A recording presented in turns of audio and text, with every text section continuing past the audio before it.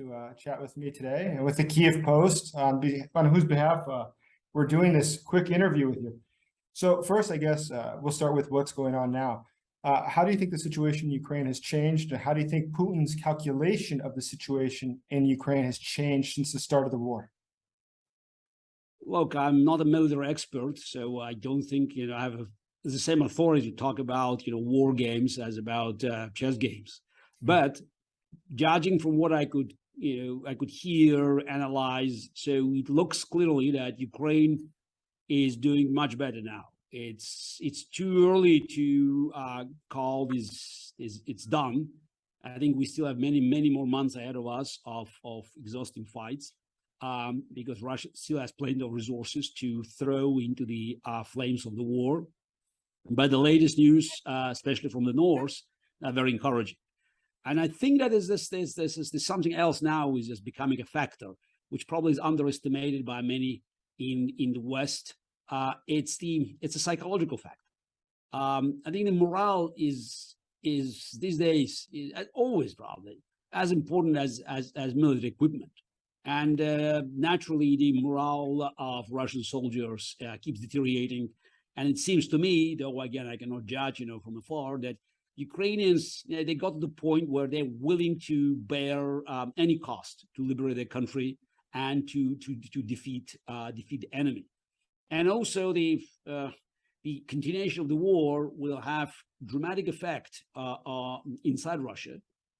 You have body bags still arriving not to the big cities, to the countryside, poor countryside.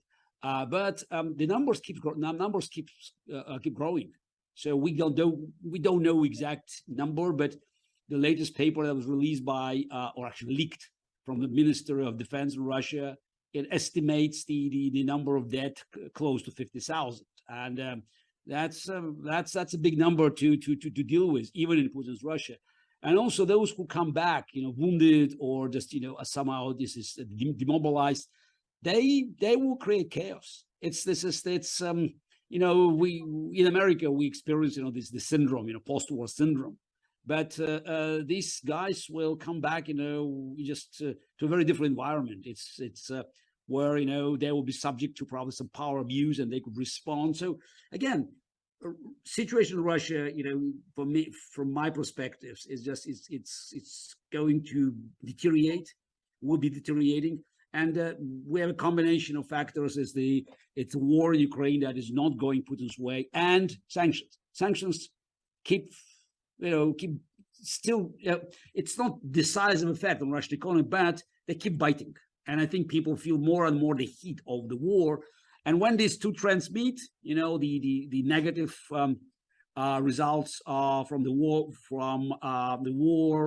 front lines and increased pressure of sanctions, then we'll see whether Putin can hold his grip on power.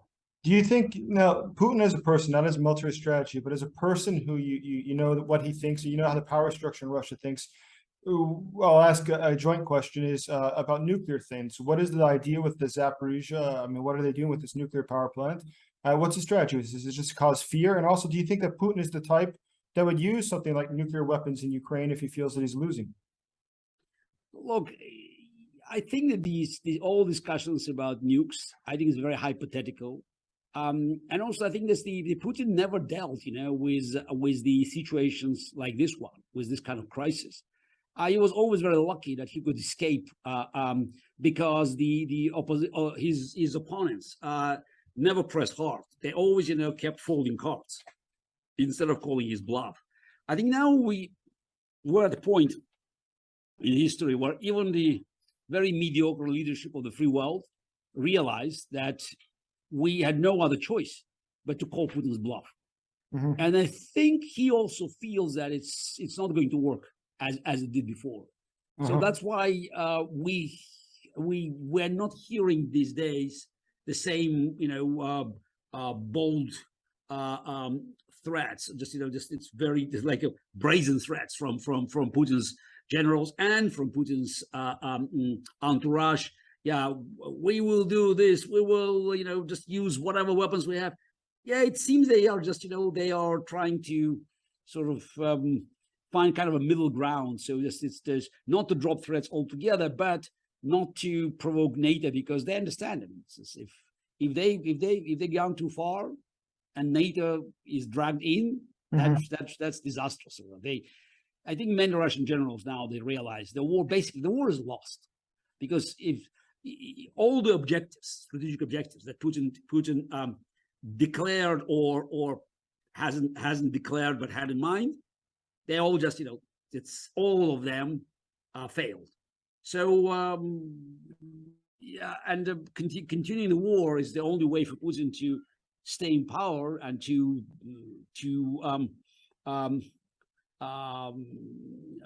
create, like, it's extra chaos in the free world, hoping that maybe winter could offer him new opportunities. I think it's a desperate attempt to protract the agony.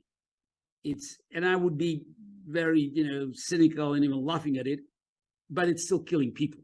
That's why we should understand that Putin's desperate attempts to stay afloat will put thousands and thousands of people, both on the front line and innocent civilians, into graves in the months to come, before Ukraine can eventually liberate her country. You just had your forum for Free Russia a few days ago. Congress. Sorry, Congress. Yes, that's Congress. And so, how was that? And how do you see the opposition today? And what do you see coming ahead? Look, it was a big success.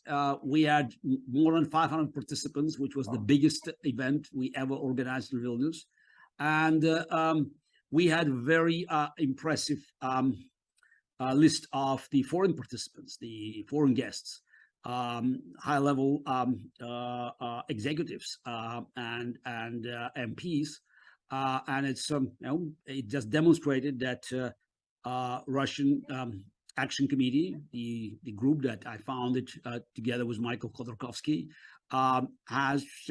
is now seen as the main voice for Russian opposition in exile.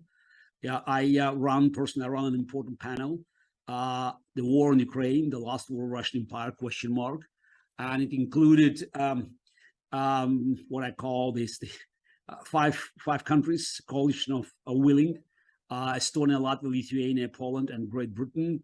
So, and it's, again, impressive list. President Ilves from Estonia, Minister Pabriks from Latvia, Deputy Ministers of Foreign Affairs, Adamanas of Lithuania, and Jablonski of Poland, and Tom Tagenhat, who at the time was of the conference was still MP, the chair of the Foreign Affairs Committee of the British Parliament, and now just a couple of days ago, he was appointed Minister of Security in Liz Truss government. So this gives an idea that this how the Congress was viewed by people from the countries that are doing the utmost to help Ukraine.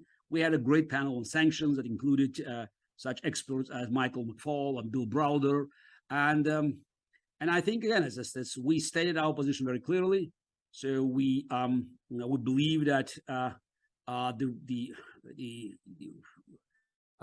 free world must do absolutely everything to help Ukraine win.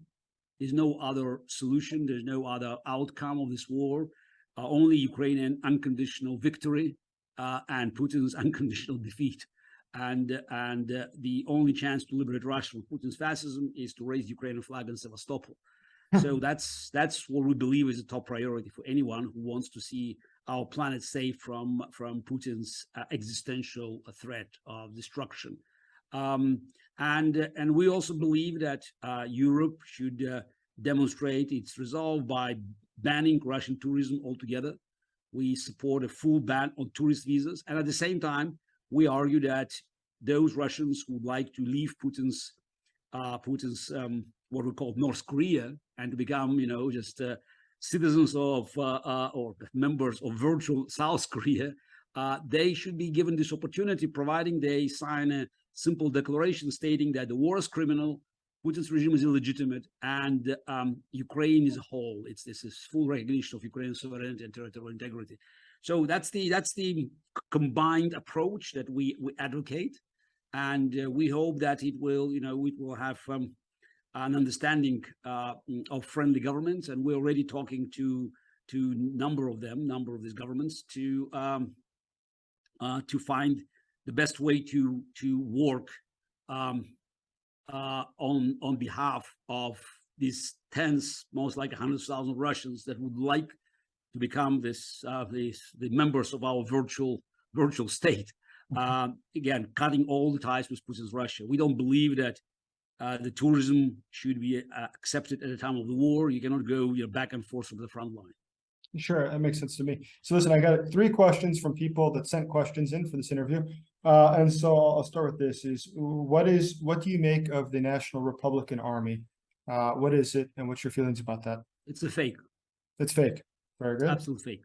And who's behind it or what is behind it?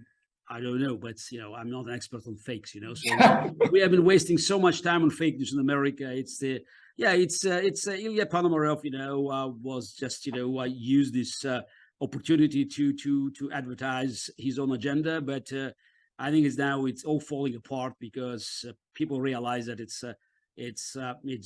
has no substance. Unfortunately, this as many fakes, it led to dramatic consequences for some people inside Russia who have been arrested now in connection to that. So at a wartime, doing these fakes, could have lethal effect for people who otherwise could be saved.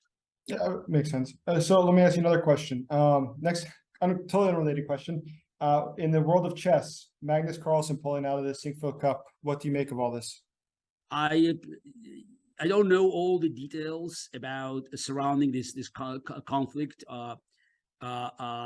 in St. Louis because he did it after his game with Hans Niemann, coming just short of accusing his opponent of cheating.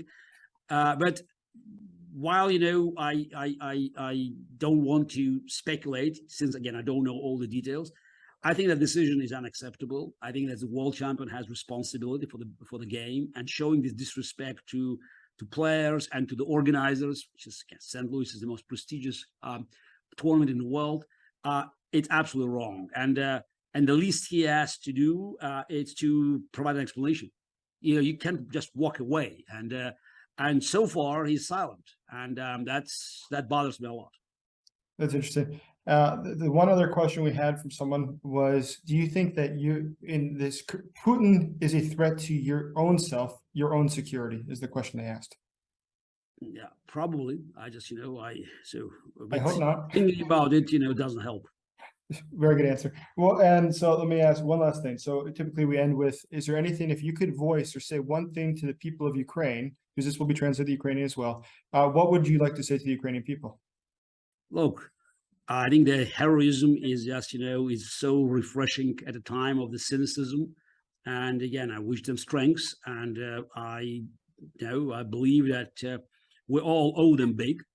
I'm not sure we can ever compensate them for the sacrifices they made, not only for their own country, but for the freedom around the world.